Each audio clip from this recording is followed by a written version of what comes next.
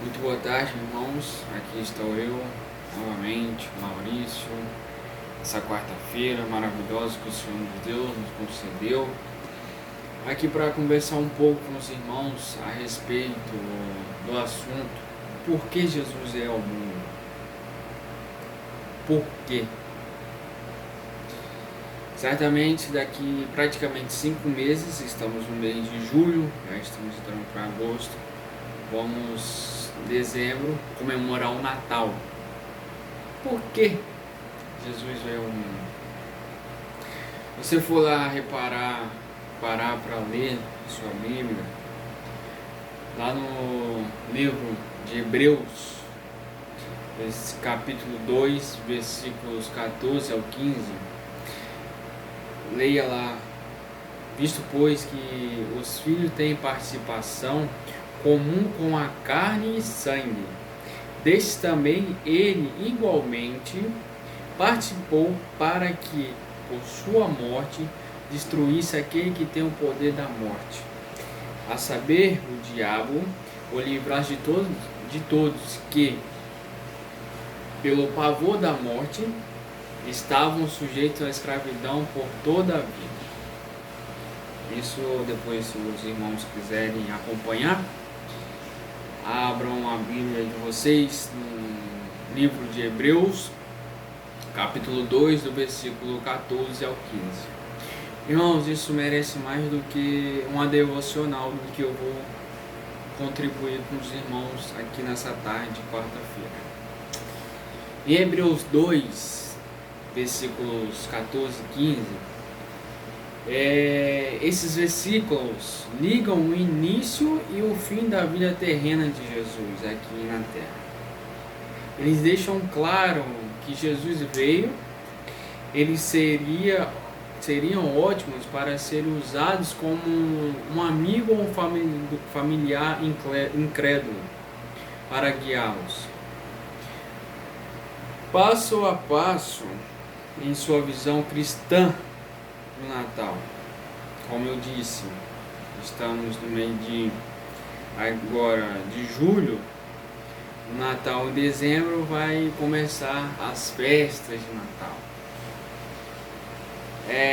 Essa explicação poderia ser assim: visto pois que os filhos têm participação comum de carne e sangue, abre aspas, fecha aspas. O termo filho que está sendo usado é tomado do versículo anterior, que se refere à descendência espiritual de Cristo, o Messias. Veja em Isaías capítulo 8, versículo 18. Estes também são os filhos de Deus. Em outras palavras também diz: ao enviar Cristo, Deus tem em vista especialmente a salvação de seus filhos. Abre aspas, fecha aspas. Palavra filhos. A verdade é que Deus amou o mundo de tal maneira que enviou Jesus. Mas também é a verdade que Deus estava especialmente reunido, abre aspas, em um só corpo, os filhos de Deus, que andam dispersos, fecha aspas. Verificando em João capítulo 11, versículo 52, o desígnio de Deus era oferecer Cristo ao mundo e realizar a salvação dos seus filhos. Veja em 1 Timóteo 4:10. Você poderia experimentar a adoração e receber a Cristo. Destas, abre aspas, carne e sangue, também ela igualmente e participou. Repito, destes, abre aspas, carne e sangue, também ele igualmente participou, fecha aspas. Cristo existia antes da encarnação. Ele era o Espírito, ele era a palavra eterna. Ele estava com Deus e era o Deus. Em João 1, você vê isso. Também em Colossenses 2, 9 você pode ver isso. Mas ele tomou carne e sangue, revestiu sua identidade com a humanidade. Ele tornou plenamente homem e permaneceu plenamente Deus.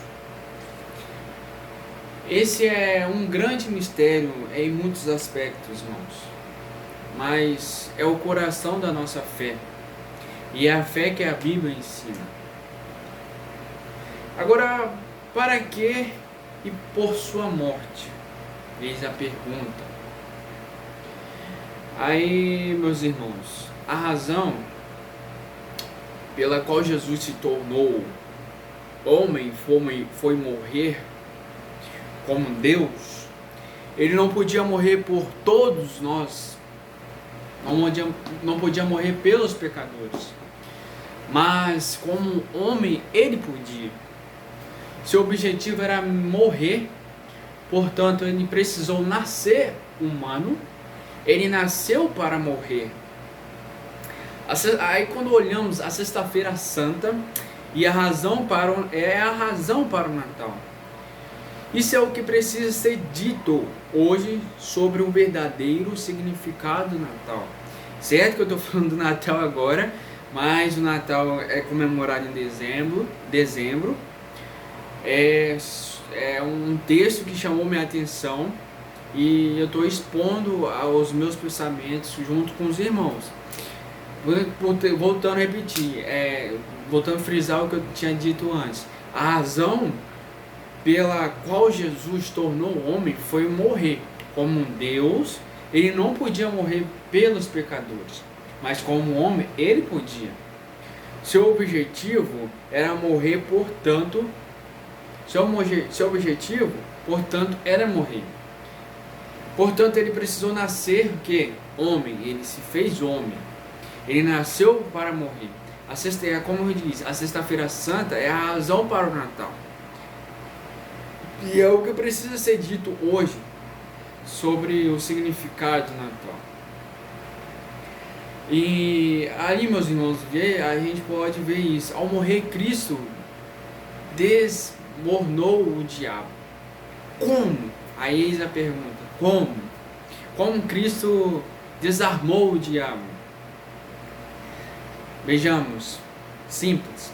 Ao descobrir que todo o nosso pecado, isso significa que Satanás não tem motivos legítimos para nos acusar diante de Deus.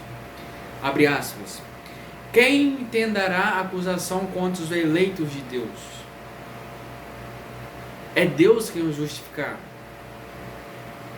Em Romanos 8, versículo 33, você pode ver isso. Sobre o fundamento, ele justifica por meio do sangue de Jesus. Em Romanos 5, versículo 9, também você pode verificar isso. A arma definitiva, irmãos, de Satanás contra nós e o nosso próprio pecado, se a morte de Jesus remove o pecado, a principal arma do diabo é tirada de sua mão. Ele não pode pleitear a nossa pena de morte. Portanto, o juiz absolveu através da morte do seu filho.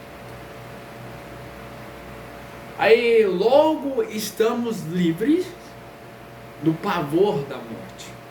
Deus nos justificou. Satanás não pode nos derrubar. Satanás não pode derrubar esse decreto. E é Deus. Deseja nossa segurança final. Tem um efeito imediato em nossas vidas. Ele deseja que o final feliz livra da escravidão e do medo agora. Se não precisamos temer o nosso último e maior inimigo, a morte, então não precisamos temer nada precisamos temer. Podemos ser livres. livres para a alegria, livres para outras pessoas. Que grande presente Deus nos dá, que grande presente Deus nos deu. É nosso para o mundo esse presente. Portanto, fica aqui essa minha meditação no livro de Hebreus, que tocou no meu coração de falar essa devocional com os irmãos. Que assim Deus abençoe cada um dos ouvintes e te faço o convite. Eu sou membro da Igreja Presbiteriana de Ataíde, próximo ao terminal do Ibis. Aquele que sentir desejo no coração de nos fazer uma visita, estaremos lá logo após que essa pandemia abaixar, para receber os irmãos de braços abertos. E assim poder estar ouvindo mais, conhecendo mais das Sagradas Escrituras, o que Deus tenha preparado para nós. Que Deus os abençoe ricamente.